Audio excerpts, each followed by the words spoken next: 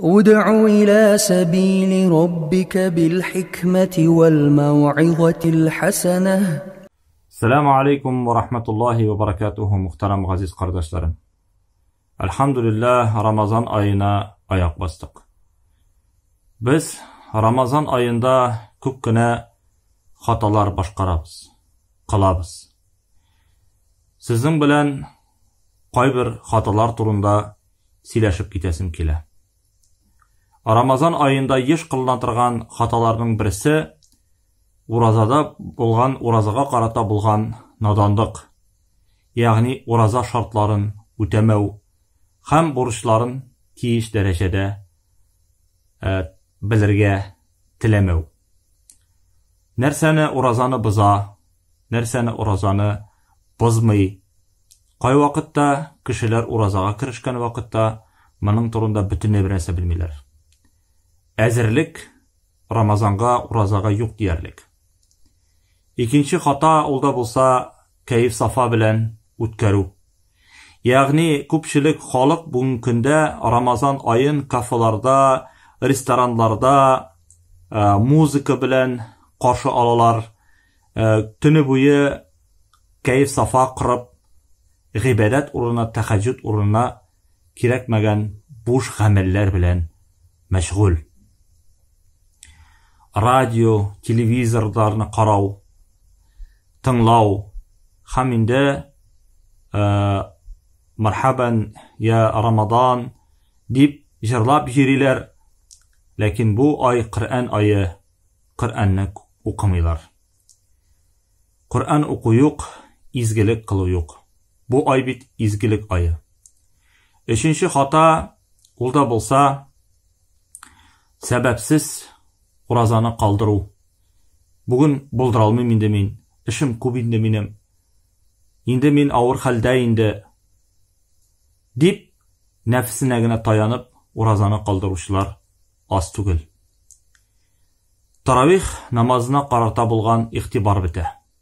Birinci günlerde kişiler gayet köp. Lakin bir 5-6 gün ötkenden soň biz sizäbiz kişiler günden gün azaya başlay. Hem Ramazanның ahırında taravihga yürüşçülerдің sаны kemi.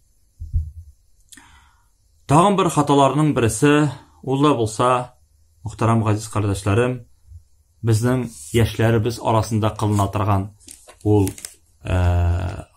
hata olda bulsa yalqavlık, artık aşav, israf kılu deb aytasi kile, rizikni ortig'i bilan sotib alalar. Kerakmagan ko'p rizik qala. Endi men kuni bo'yi riziksiz tura olmayman deb qo'rqib, ortig'in oshab jibara, salomatligini ko'paytib ziyon keltiradi. Ishsiz o'tkaralar, vaqtni zayaga, foydasizga uzdiralar. Ramazan ol kishi uchun yil bo'yina zaryat bo'larga tegish. Kishi munda kirisincha bütün Ramazan ayın zayaga, faydasızga o'tkara. Boş sözler bilen, kerakmagan g'aybetler bilen uzdira. Peygamberimiz sallallahu aleyhi ve sellem ayta: "Men lem yada' qawlu zur, falaysa lillahi hacetun ay yada'a ta'amahu ve şarabahu." Agar da kishi yalgan sözlerden, boş sözlerden tıyla almay iken Ramazan ayında Allah Teala onun urazatında muhtaç tugel. Allah Teala ana ul urazanın fakat anın üçün güne bulaşaq. Yani aç turğuna bulaşaq. Bütün bir nindi fayda bulmay. Ramazanның tip, urazanın tip faydası nəsədən ibaret? Tıyılıp turuda. Hatta halal bulgan nəsələrdən.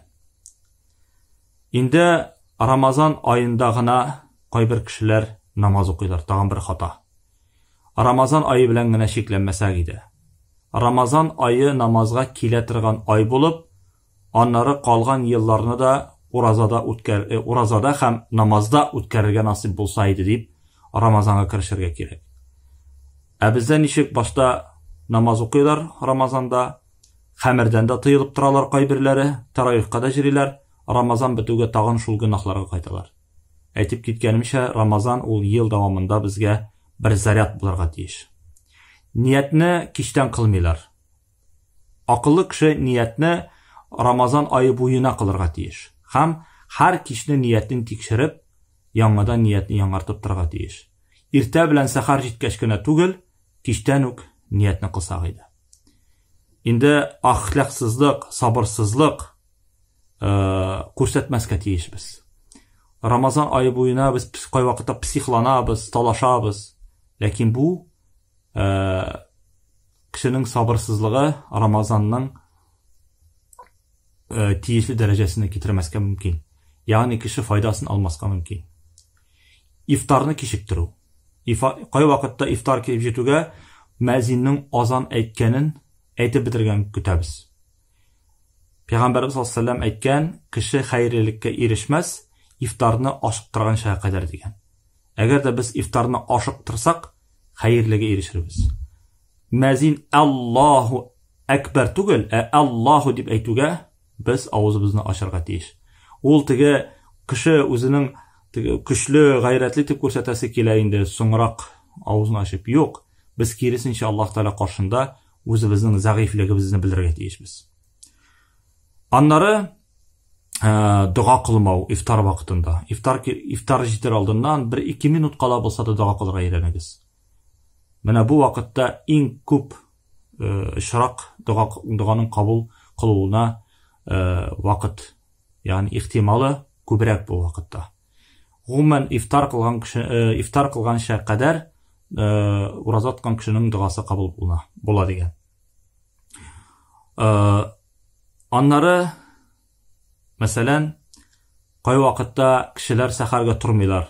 Төнлә ашап куялар да ястүдән соң, таравихтан соң, йоклыйлар да сәхәргә тормыйча иртәнге намазга гына торып укыйлар да тагын яталар. Сәхәрне ашарга кирәк. Бу зур хата. Чөнки Пәйгамбәрбез саллаллаһу алейһи ва саллям әйткән: "Тасаххару фа инна фис-сухури барака." Сәхәр ашагыз, сәхәрдә бәрәкәт бар дигән. Һәм инде кырсак белән генә ураза тотмагыз. Күңел белән, жан белән, күз белән, кулак белән ураза торырга тырышырга тиеш. Акыл белән ураза торырга тиешбез. Һәм инде кырсагыбызны шиккә кадәр китереп тутырмагыз. Бу бик зур зарар сәламәтлеккә дә, рухиякка да. Аллаһ Тәгалә шул сөйләгәннәр белән гамәл кылырга язсын һәм шул хаталарны кабатламаска насыйп итсен.